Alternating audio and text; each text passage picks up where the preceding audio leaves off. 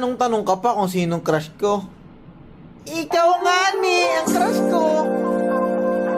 Diyos ko, hindi ka makaramdam.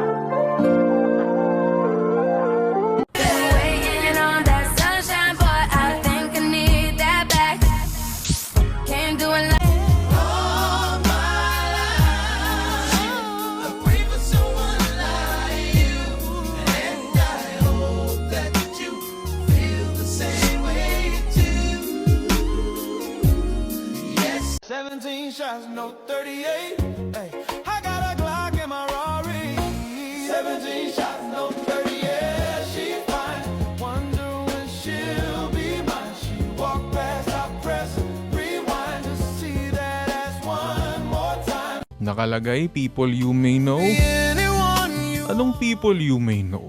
Bring to life. Mahal ko yan dati, oy. But I want something.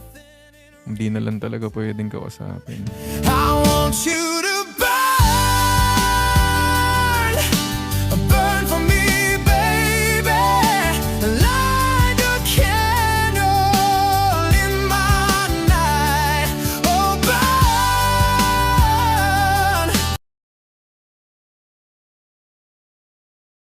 Ang damdamin ko.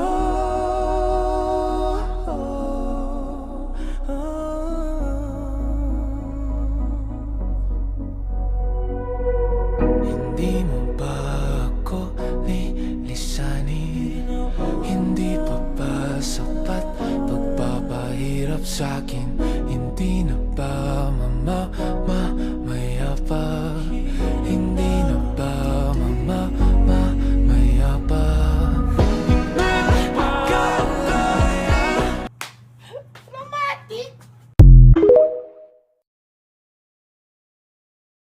Di ba close kayo? Ba't nag-iiwasan na kayo?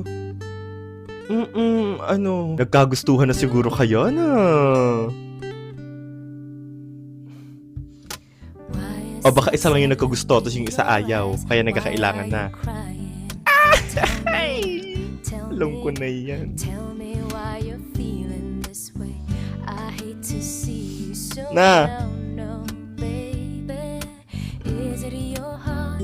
Galit ka daw ba sa kanya? Ba't di mo daw siya pinapansin? Wala lang. Wala lang o na-fall ka na? Aaminin ko pa, o baka bigla lang mawala kung ano mang pamapagitan sa ating dalawa.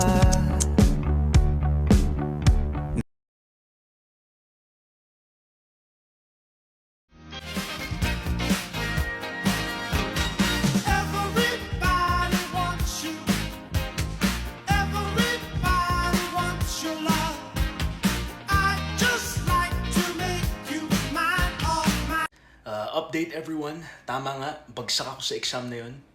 I am now gonna smoke a cigarette. I thought I saw your face today, but I just turned my head away.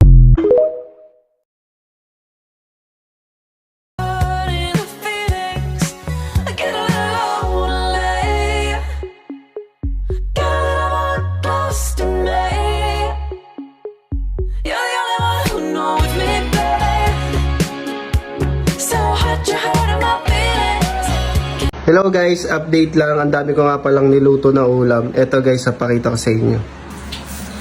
Yan o, kangkong, longganisa, at gumawa rin ako ng itlog na pula, may bagoong, tapos chili oil, at mangga. Ayun lang guys, update lang. Ingat kayo palagi. Love you all. Update lang.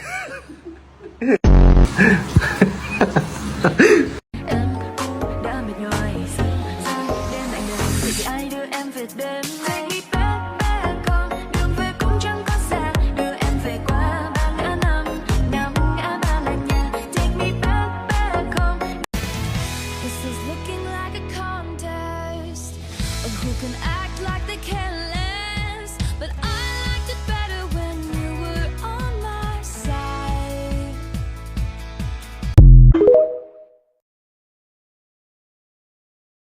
Ayan yung kinip? Hindi. kinancel order. Kasi nga, kinuha tapos binalik. Wala.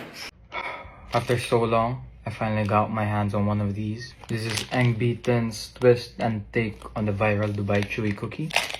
So let's try it and rate it from 1 to 10. So instead of marshmallows, they use mochi. Baka nahirapan rin sila mag-mold like I did. 6 pieces, 145 pesos. What it looks like.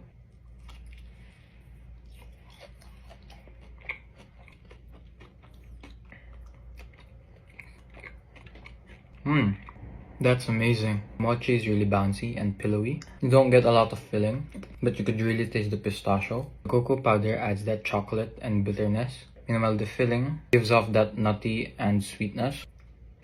Pairs really well. I haven't really ate a lot of Dubai Chewy cookies, so I'm not the right person to compare this with. I think this is amazing.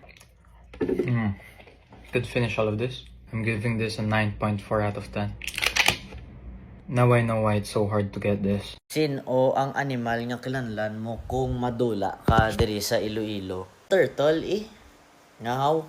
Di kay sila man lang maka-turtle kung sa diin ka makadto. I wanna make it bad for it, then I'ma make you swallow your pride.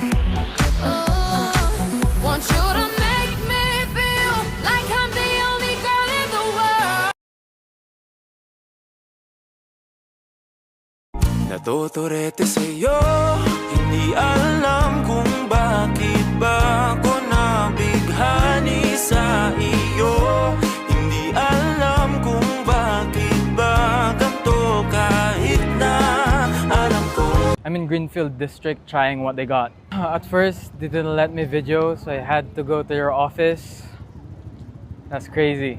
Anyway, let's try it and rate it from 1 to 10. First stop, we're here in Spud City. Probably the most famous truck around here. Famous for, of course, their spuds. Man, this looks amazing.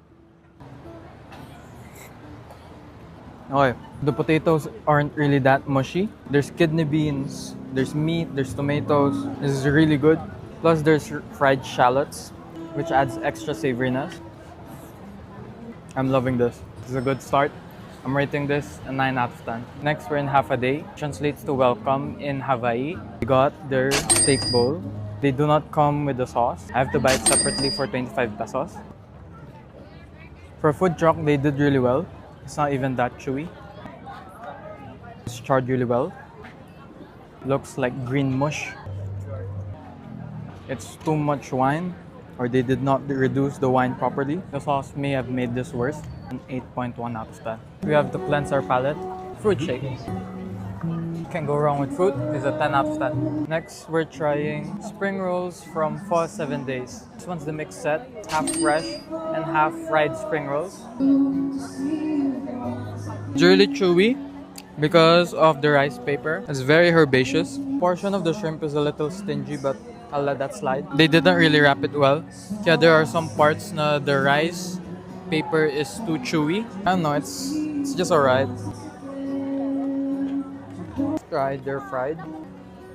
That one's way better. Giving this a 7.2 out of 10. Finally, for dessert, we got Martabak. And it's my first time trying this. 200 pesos for the duo combo cross section. It's a little chewy because the batter is thick. That indulgent chocolate, followed by the saltiness of the cheese. I can see why this got viral.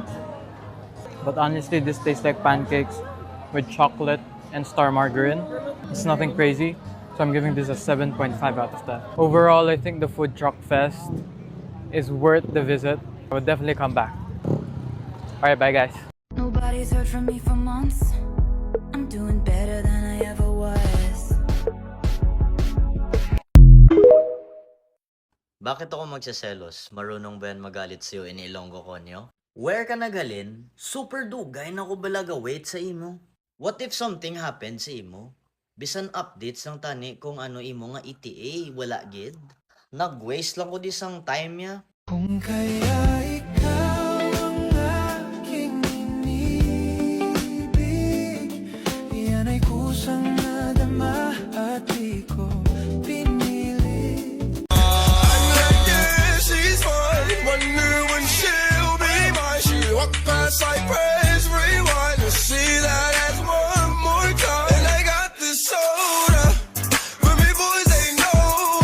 Hello guys, good morning. Update lang. Kakatapos ko lang pala magluto ng almusal. Pakita ko sa inyo. Ito guys, ang almusal namin, coffee, itlog, at sinangag. Tapos, corned beef na Delimundo. Daing. Yun lang guys, update lang. Ang sasarap ng mga almusal namin. Almusal na rin kayo guys. Ingat kayo lagi. Love you all.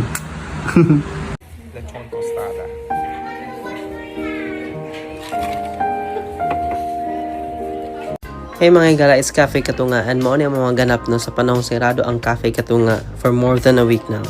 So sa mga walay idea, ang Cafe Katunga is under maintenance or na ay major renovations ka nahitabo ron. So makita nyo sa video no, bibok and all.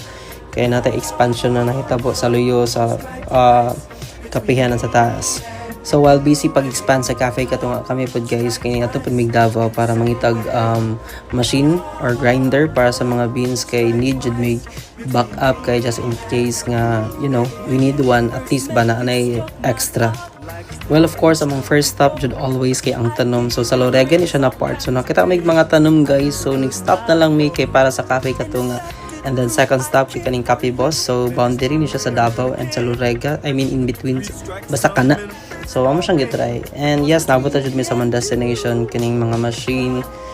Di ko sure saan pagbasa Koreako sa bana basta mo na siya nga brand na machine namong gigamit. So mo ni siya ang grinder machine namong nabay but it's color white. So yes. And next stop, since hype man kayo ang matcha sa Davao, so gitry na gamatcha hopping mi guys. Pero sa SM lang siya kay na may pop-up event sa SM City. So gitry na mo siya and yes. And also napod mi nakita ng mga butang no, ng mga kahoy-kahoy. So ako na pong gi-check kay basin dahil namin makita ma-display sa Cafe Katunga para sa mga you know, anik-anik para sa mga tanom o unsa pa basta kana siya guys. O diba tanom na pod sa bukidon sa malay-balay na pod ni siya guys ang mga tanom. So need pag more tanom no kay umot na lang jud saon na lang kung may tanom, diba wala oxygen. Anyway, mo na siya ang final nga display or na put into place sa mga tanom. And here's the back design or say ng vibe sa luyo sa Cafe Katunga. O diba nagtanong-tanong na sila guys. So happy ta jud mi mahuman no. So gamay po siya lang guys, mahuman na jud yung Cafe Katunga sa renovation and maintenance. And mag-post lang niya sa reopening date kung kanus jud ang final. And see you soon. Bye-bye. May something ba kayo ni ano? Wala! Friends lang kami noon. So, pwede mo ako rito sa kanya. Umigo ay hindi ko na maintindihan. Alam ko namang di ko to dapat maramdaman. Dahil di mo di naman kayang suklian ang pagmamahal ko. Magkaibigan lang ang turingan, pero ako'y nasasaktan kahit na walang tayo. Nasasaktan ako.